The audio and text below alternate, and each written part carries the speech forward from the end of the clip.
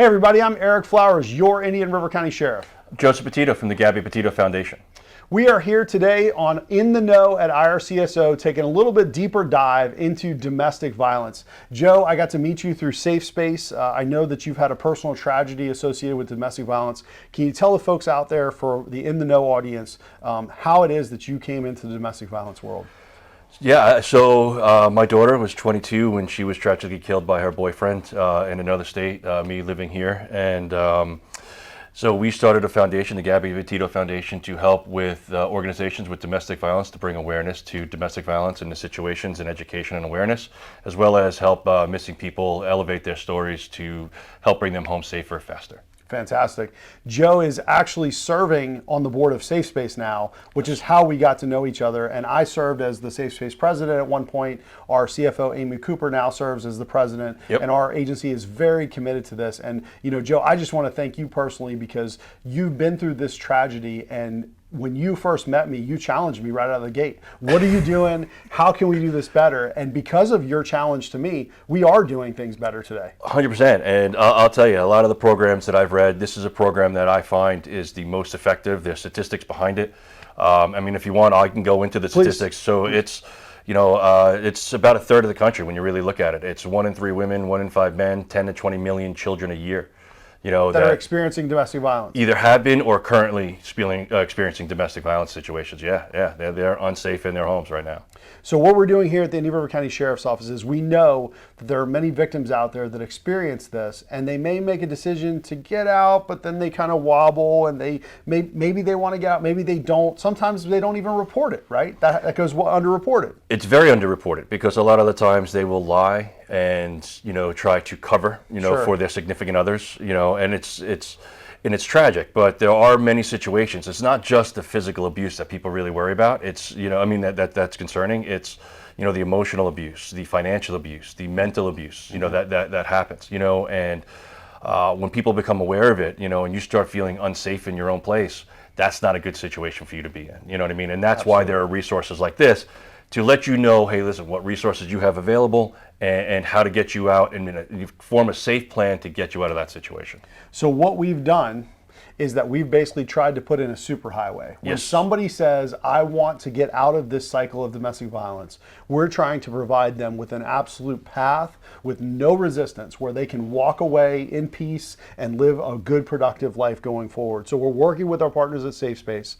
We now have an investigator dedicated just to domestic violence here at the Indian River County Sheriff's Office. We're using new tools that we didn't have before. Thank you to the Gabby Petito Foundation. We certainly appreciate that. And our team is committed to this. This is one of those items. There are many other crimes we can work on preventing, but these are things that happen behind closed doors most of the time. You know, listen, it does happen, and it's the shame part and stuff like that, where the shame really needs to move to the abuser and not to the victim.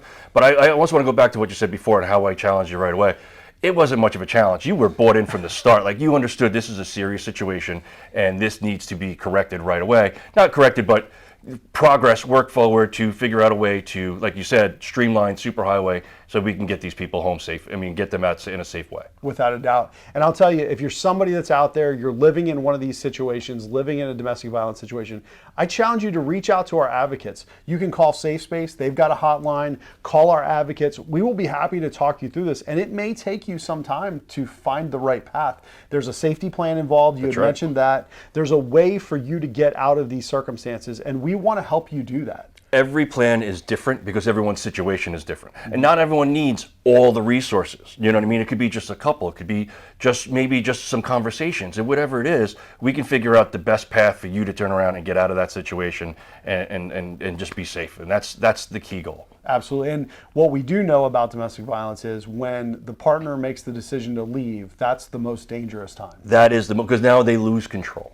And that's the part where people don't understand on how that's the most dangerous part. No, not my significant other or something like that, but it is. Sure. You know, and you know, I don't want anyone else to end up like my daughter did. So if you know her story or don't, you know, learn from it. You know, if you don't, Gabby Petito, look it up. You know, it's a tragic story, but it's got its teachable moments where we can figure out how to get you out in a safe way.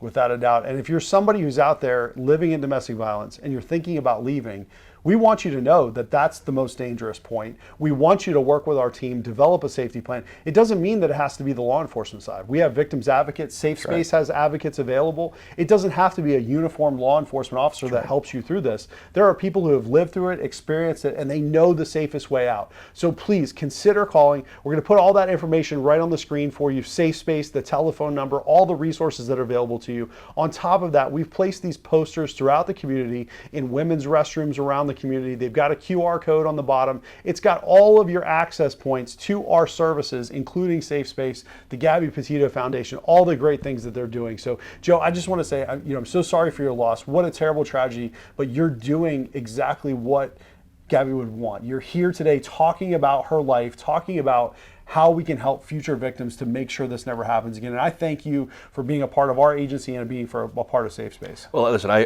appreciate that. I thank you. But it's great to be a part of someone, or an organization that wants to make that move forward so quickly, and in the right way. And to all the people that are out there where you feel unsafe, please call the number. Please scan the QR code. If nothing else, get the information. And it doesn't have to be you. If you have a friend or partner or whatever, a coworker that's in a situation, you can call these numbers so you can figure out how to get them the information to make that decision to get out of that situation.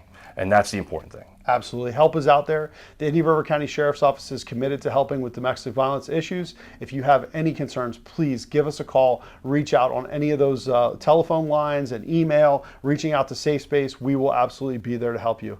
This is another great episode of In the Know. Thank you again, Joe, for being here today. I appreciate it. Folks, we'll be with you for some more information. We've got other exciting topics to present to you about what we're doing here at the Indian River County Sheriff's Office. Thanks for tuning in.